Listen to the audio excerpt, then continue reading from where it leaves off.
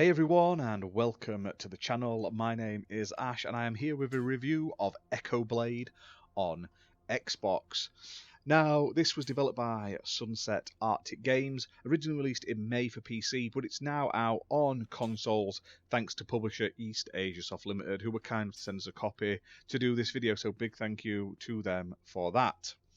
Now, this game is an interesting one. It's like a first-person dungeon explorer game, but the big twist is you are blind.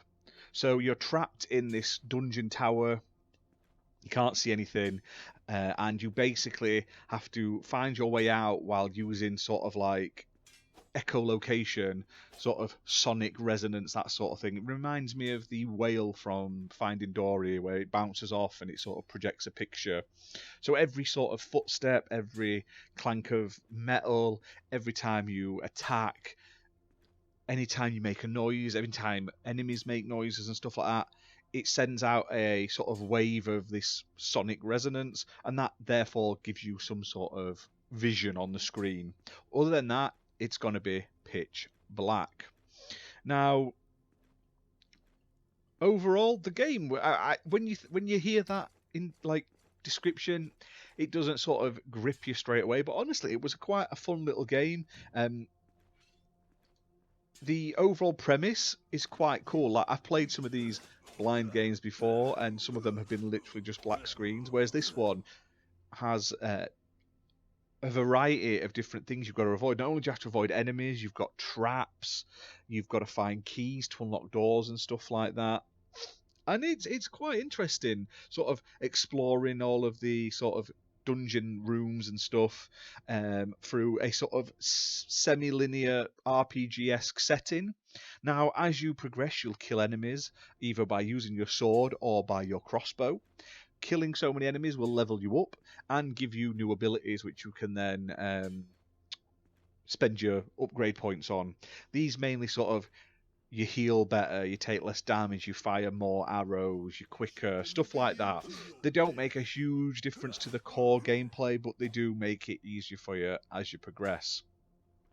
Now, graphically, there's not much to say about the game. Like I say, as you sort of get near things, and you can push a button to sort of make a tang sound, like you're hitting a bit of metal, to sort of resonate a bit to get a little idea of where you've been. Enemies show up as red, so do traps. At one point there's also like poisonous gas, which is green, so everything seems to be sort of colour coordinated, which I thought was pretty nice as well. Now, overall, the game isn't like extremely long in length. It's also a very easy 1000 gamer score. You can get about all bar 2 of the achievements in about 15 minutes. The other 2 are basically racking up kills with your sword, basically, which you will easily get through the process of one playthrough.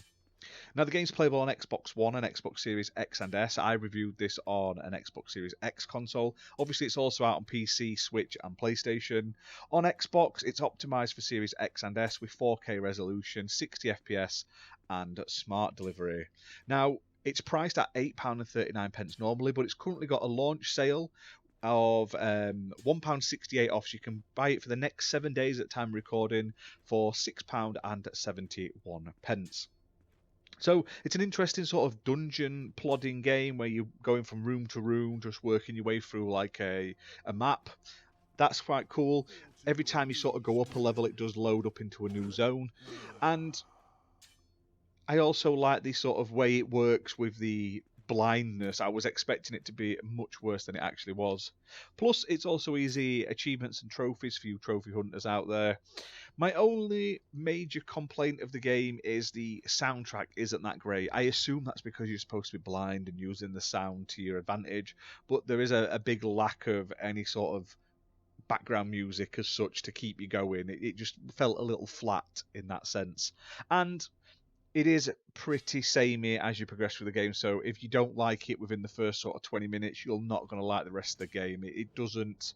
While there's new traps and new environmental hazards and stuff like that, it does have the same core gameplay. So maybe watch a quick video of it. If it's not something it looks like you're going to like, then maybe give it a miss. But other than that, if you want like a dungeon crawler with a unique twist, highly recommend checking this one out. But that's it for this video, guys. Hope you've enjoyed it. If you have, hit that like button, hit subscribe, and we'll see you soon for more content. Bye for now.